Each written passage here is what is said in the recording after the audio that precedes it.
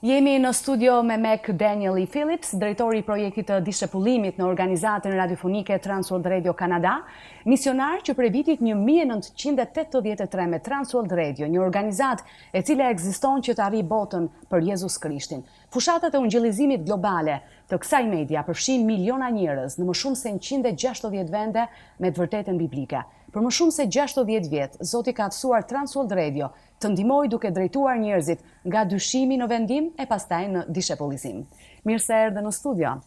Mr. McDaniel, welcome in our studio. Faleminderit. Si po duket Shqipëria, është vizita e parë në vendin tonë. Mund të na tregosh pak për këtë kohë të shkurtër qëndrimi në vendin tonë? This is my first time in Albania. I never ever thought I would get to Albania. Është hera e parë për mua në Shqipëri.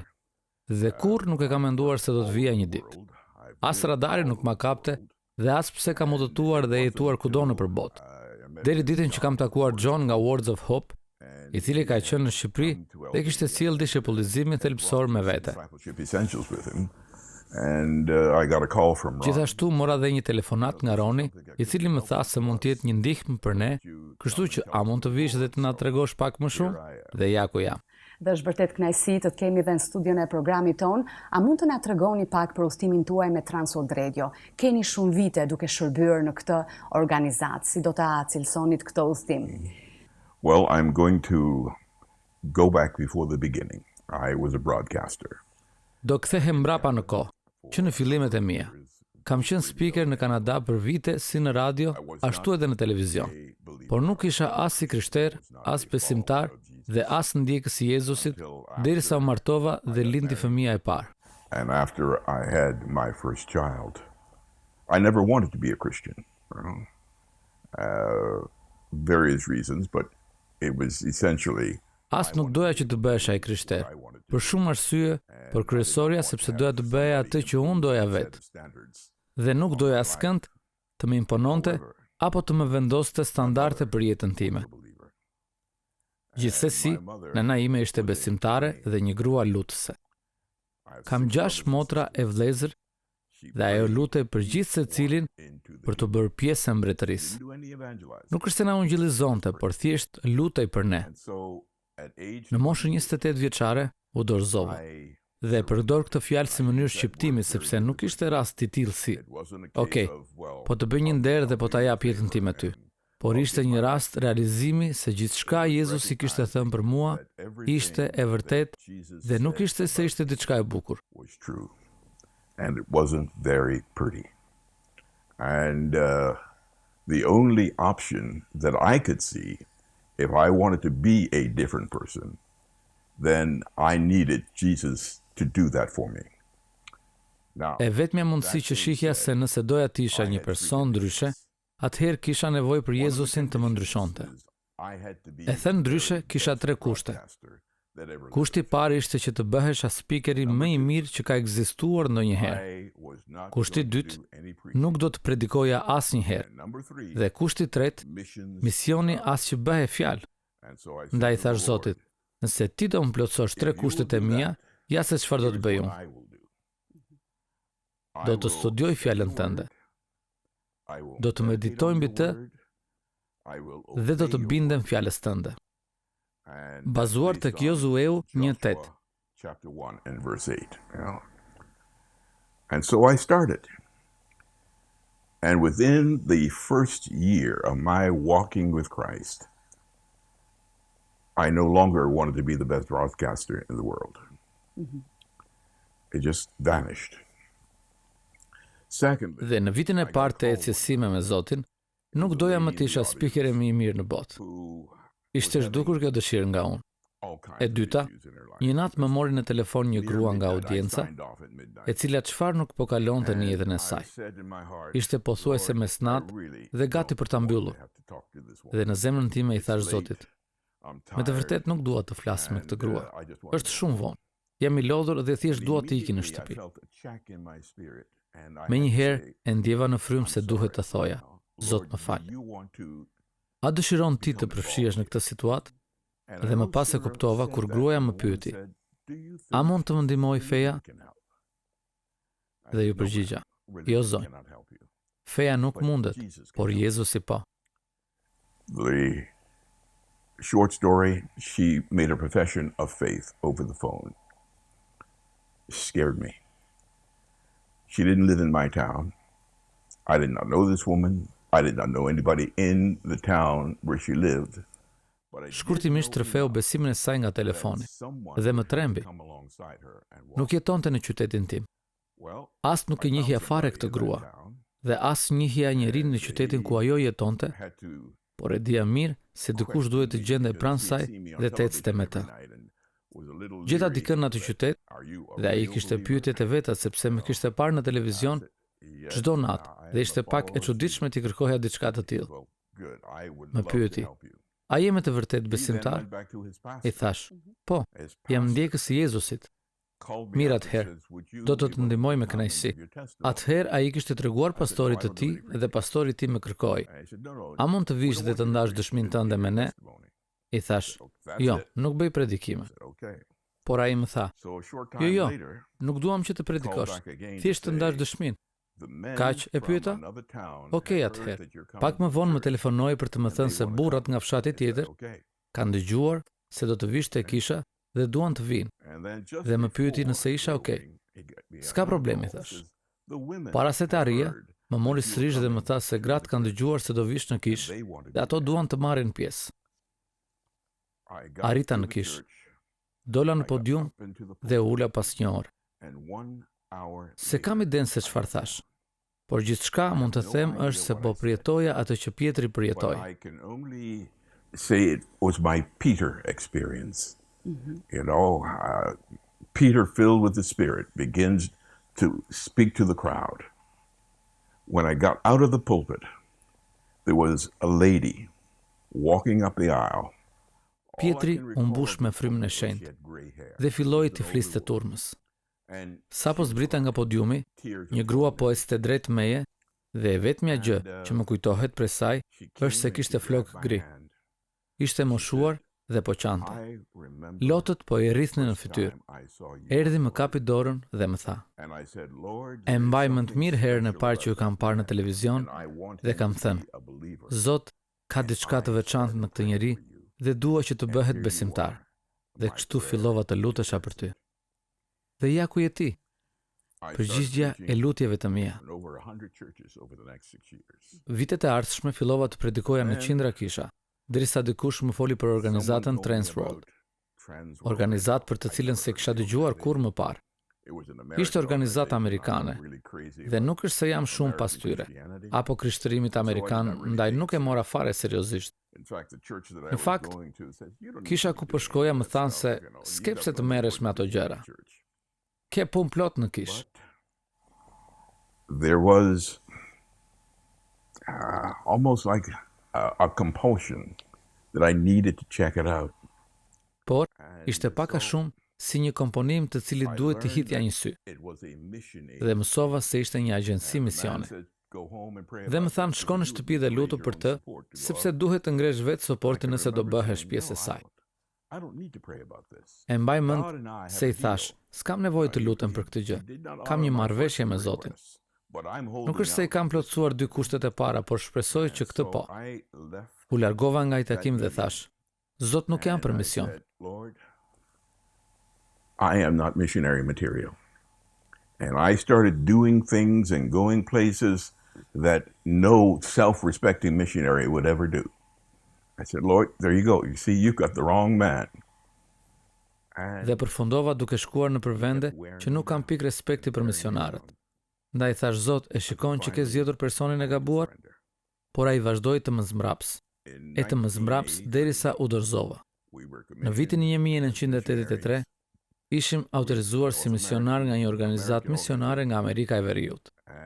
Paketuam gjërat tona, morëm dhe fëmijët nga Kanadaja dhe u shpërngulim në Amerikën Latine ku jetuam për 13 vjet. Dhe isha drejtori i shërbesës për vendasit dhe për amerikano-jugorët, karabianët. South America and the Caribbean. And it was After that first year on the field, Dhe vetëm pas vitit të parë në fushën e misionit, e kuptova që Zoti më kishte dhënë një thirrje. Dhe thirrja ishte e thjeshtë fare, të influencoja në unitetin e trupit të Krishtit në mënyrë që ungjilli të shpallej. Dhe çfarë eksperiencë e bukur. Ajo që po na tregoje zoti McDaniel, ishte përjetimi që ti pate me Zotin, edhe se si Zoti ngre njerëz të tjerë që luten për ty pa e ditur se ku je dhe ku do të shkosh. Gjithashtu ke shumë vite eksperiencë misionar, siç e the, që prej vitit 1983. Shumë vite eksperiencë në Zotin. A mund të na tregosh pak për pjesën tënde ku dhe Zoti ka thirrur konkretisht në Transworld Radio tek dishepullizimi? Pse është i rëndësishëm dishepullizimi dhe çfarë do të thotë dishepullizim? A mund të na tregosh pak më shumë për këtë? Of course, the call to discipleship comes out of the Great Commission. Sigurisht që thirrja e madhe e dishepullizimit buron nga porosia e madhe dhe është urdhërimi kryesor që Krishti i dha kishës. Ai na tha se duhet të shkojmë dhe të bëjmë dishepuj duke filluar me Jeruzalemin. Vazhdon me Juden, Samarin dhe në të gjithë skajet e dheut. To Samaria and the outermost parts of the world. And it wasn't a case of starting here and when I'd done that, going to there and finish that, but I was going to be held accountable. Nuk është diçka që, po filloj këtu, dhe pasi të përfundoj aty, do lëviz diku tjetër, por jam unë ai që do t'jap llogari për gjithçka. Ndaj i bëra pyetje vetes. Cili është plani im global për të dishepullizuar kombet? Porosia është si për kishën. Po ashtu dhe në sferën individuale. Do japim llogari për të. A ke bërë dishepuj? Për çfarë është një dishepull? Well, a disciple is a person who has fully committed his life to Christ to the point where një dishepull është një person që ja ka përkushtuar jetën e tij plotësisht Krishtit deri në atë pikë sa nuk e sheh veten të ndarë nga ai, duke iu nështruar vullnetit të Krishtit dhe jo të vetes së vet. Jemi thirrur që të rritemi në Krishtin, ndaj dishepullizimi është një stil jetese. Nuk është program apo ndonjë cikël leksionesh. Si mund të aplikoj në çdo aspekt të jetës sime në kulturën ku jam? Për të shtuar më shumë në atë që jam duke bërë vazhdimisht, Bibla thotë se do të përballem me ngjashmërinë e Krishtit. The Bible tells me that I will be conformed to the very likeness of Christ. The passage that has greatly influenced me, especially in the early years, is John 17, verses 20 to 23, where Pasazhi që më ka ndikuar shumë në vitet e mia të para është Gjoni 17, 20 deri 23 ku thotë: Atë, dua që dhe ata të jenë një si jemi ti dhe unë. Unë jam në ty. Ti je në mua dhe dua që ata të jenë në mua gjithashtu. Në nënkuptimi i saj është se ne marrim mendjen e Krishtit. Eventualisht fillojmë të mendojmë dhe të kemi të njëjtat ndjenja dhe botkuptime si Jezusi. Have the same feelings, have the same worldview as Jesus. Duke qenë pjesë e kësaj shërbese, si ke parë ti njerëzit të ndryshojnë duke besuar tek Jezusi? Oh my goodness. Perëndia im. Yes. Po. It's always a challenge to find that one story, but është gjithmonë sfiduese të përzgjedhësh një histori, por besoj se ndryshimi më i madh që kam parë tek ata që kanë ardhur në Krishtin është ndryshimi i mendjes. Dikur mendonim në këtë mënyrë, dhe tani mendojmë në një mënyrë tjetër. Vitin e kaluar, isha në Armeni duke punuar me iranianët, dhe erdhi një familje. Nëna, burri dhe djali, ku nëna ishte besimtare, por jo burri dhe djali. Për shkak të rregullave islame, ajo nuk mund të vinte vetëm. Ndaj e kishin shoqëruar dhe ata të dy. But because of Islamic law, she couldn't come by herself. So they came along to be her chaperone. Interestingly, they sat through all of the teaching, all three of them. And Është interesante se qëndruan ullur për gjatë gjithë kohës së mësimit, që të tre. Djali ishte 17 vjeç, dhe qëndronte ullur me kokën poshtë për pjesën më të madhe të kohës. Pothuajse për 2 ditë e gjysmë ai qëndroi ullur atje. Për 3 ditë dhe ditën e 4 erdhi dhe më tha: I'm not a Christian, but from what I have heard, I need to be a Christian. Would you help me become a follower right now? Nuk jam i krishter, por nga ajo që dëgjova, kam nevojë të bëhem i krishter. A mund të më ndihmosh që të bëhem ndjekës që tani? Bëm lutjen e shpëtimit dhe u pagëzua me njëherë. Të shikosh këtë lloj mrekullie, ndryshimi ku dikush i cili erdhi pa e ditur se fryma e shenjtë e preku dhe mendja e tij ndryshoi, të do që të jetë me Krishtin. Kjo është fuqia e ungjillit. Dhe hapi tjetër është dishepullizimi. Ai ishte i sapo lindur në besim, pak a shumë si fëmia i sapo lindur, dhe 9 muajt e shtatzanisë janë ungjillizim. Kurse dishepullizimi është ta ndihmosh atë person të rritet dhe të ndikojë në ndryshimin e familjes së tij, komunitetit të tij dhe kulturës së tij. That's going to change his community, change his family, change his whole culture, you know? Fuqia e ndryshimit dhe këtë mund ta bëjë vetëm Jezusi, ashtu siç na e the tek dëshmia jote.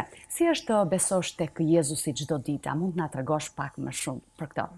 Ti ke një eksperiencë të gjatë si besimtar në Jezusin. Every day. Sometimes I get discouraged. And I get discouraged because I sometimes don't see anything happening. Çdo ditë.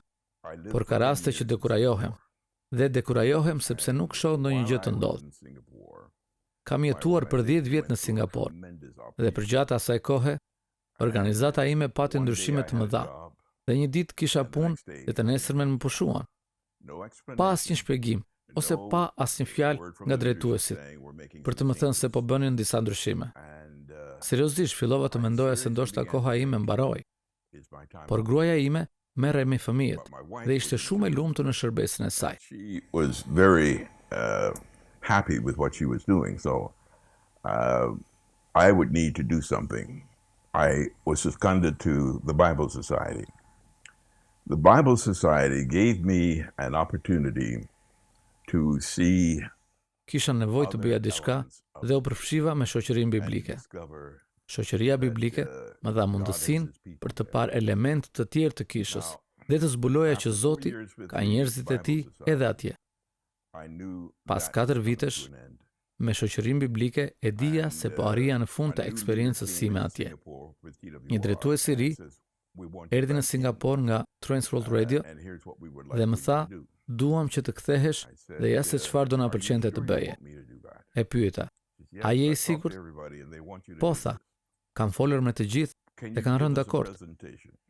A mund të na bësh një prezantim? E bëra. He called back and said, "That's wonderful. I'll call you tonight." He called back that night. They don't want you. I said, "Okay."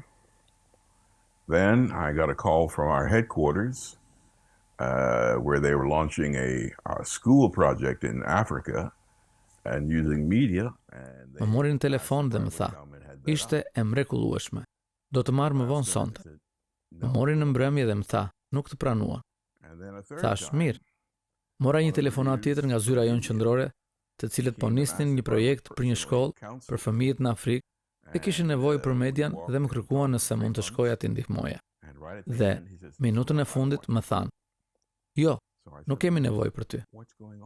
Herën e tretë, një nga drejtuesit nga India erdhi dhe më kërkoi nëse mund ta këshilloja personalisht. Qëndruam bashkë dhe folëm për 3 muaj dhe në fund më tha, jo, nuk dua të jesh më këshilluesim. Dhe e pyeta, Zot, ç'po ndodh? Nuk isha i zemëruar, por më dhimbte. dhe e gjeta veten përgjatë një takimi kishe në një shtëpi private në Singapur, të cilët kishin një folës nga Australia, që u bëri ftesë njerëzve të dilnin para dhe ai do të lutej për ta. Kam qenë në shumë takime të tilla karizmatike dhe e di se çfarë ndodh, ndaj nuk doja të kisha të bëja me gjëra të tilla. Ndaj nuk shkova. And it was like a voice from the Lord said, "So you don't need prayer." I said, "Yes, Lord, I do need prayer, but I know what this is all about." He says, "Oh, okay, so you don't need prayer." I said, "Yes, Lord, I do need prayer, but I don't think that person." Por zëri i Zotit më tha, said, "Oh, okay. "Nuk ke nevojë për lutje ti?" Prayer." I thash, I said, "Po Zot, po, "I'll go up." por e di se si janë këto gjëra." Oh, do me thënë nuk ke nevojë për lutje. Po Zot, kam nevojë për lutje, por nuk mendoj se ai person mund të më ndihmojë. Okej, nuk ke nevojë për lutje atëherë. I thash, "Okej, po shkoj dhe unë aty përpara." Isha i fundit në radhë dhe sapo ai filloi të lutej për mua, ndaloi duke më thënë, "Kam përshtypjen se organizata jote nuk e ka idenë se kush je ti në të vërtetë dhe të kanë lënduar shumë, ndaj të ke filluar të mendosh se mos është fundi i karrierës tënde si misionar. Gjithsesi, kam ndjesinë se Zoti po të sjellë në një fillim të ri. Gjithçka që ka ndodhur deri më tani ka qenë një përgatitje për atë që po vjen." Edhe pas atij takimi, mora një telefonat nga Kanadaja. "A do të pëlqente të ktheheshe në shtëpi edhe të na ndihmosh në zhvillimin e thelbit të dishepullizimit?" Që momentin që e dëgjova, e dija përgjigjen. Thash gjithçka duhet të thoja. Duhet të jemi të ndjeshëm ndaj zërit të frymës. Mos lejoni dekurajimin të bllokojë veshët tuaj, për të mos dëgjuar dhe mos ndërmerrni vendime lidhur me pritjet tuaja. To stop our ears from hearing. And don't make a decision based on what you expect.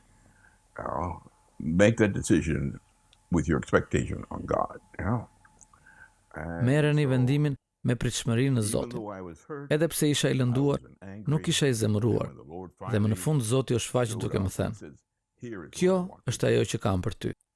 Dhe unë isha gati. Kjo dëshmi se si duhet jemi të hapur ndaj zërit të Zotit. Po jeta e njerëzve të tjera, keni dëshmi se si ka ndryshuar përmes programeve audio dhe video të Transworld Radio Kanada? We get hundreds of thousands of letters every year. Now, I am not really Marrim qindra mira letra çdo vit. Nuk besoj shumë në sasinë e reagimeve. Duket diçka e mirë të thuash se 25.000 njerëz na kanë kontaktuar dhe na kanë thënë se e dëgjojnë programin. What I want to know is, has that program brought about any kind of transformation? Is your life different today because Ajo që dua të di është nëse ai program ka sjellë ndonjë transformim. A ka ndryshuar jeta jote sot sepse ti po i bindesh fjalës së Zotit nëpërmjet atij programi? Një ndër programet më të mira që kemi është përmes Biblës. Kemi një rrjet prej 125 stacionesh ndjekëse ku u sigurojmë kujdesin e nevojshëm. We have developed a network of 125 stations, if you will, follow-up stations, where we provide follow-up care to all of these listeners. And so I see these stories and I meet the people coming into the office. I kam parë historitë dhe takohem me njerëzit që më vinë në zyrë sepse duhet të flas me dikë dhe ka qenë privilegj për të qenë pjesë e diçkaje më të madhe se unë. Dhe kjo jo fal meritave të mia, por jam pjesë e saj. Dhe pyetja e fundit, Zoti McDaniel, cili është vizioni yt për vitet e ardhshme? We are looking at possibly introducing discipleship essentials to Albania. As I said, Albania wasn't on my radar, but I did not realize that Jemi duke parë përmundësira për të prezantuar thelbin e dishepullizimit në Shqipëri. Edhe siç e thash, Shqipërinë nuk ma kapte radarit. Por nuk e kisha kuptuar se shumica në Shqipëri janë muslimanë. Dhe mendoja, si mund të ndodhë një gjë e tillë në një vend ish komunist me trashëgimi të krishterë. E di që Islami ka vite që ka ekzistuar, por si ka mundësi që nga ateizmi në komunizëm të kalojnë në musliman? Pyetja ime ishte ku është kisha? Ku ishin dëshmitarët e kishës. Dhe thash, o Zot, a është ky vendi ku fryma jote po lëviz? Dhe a është kjo mundësia ime për të hedhur një hap bashkë me frymën tënde? Gjithsesi, filozofia është se ne nuk mbjellim diçka në terren. Ne thjesht bashkëpunojmë me kishat ose në një agjenci kishe. Partner with the church or an agency of the church. And so in coming here and meeting with Ronnie, we discovered that we have a compatible and similar ministry philosophy.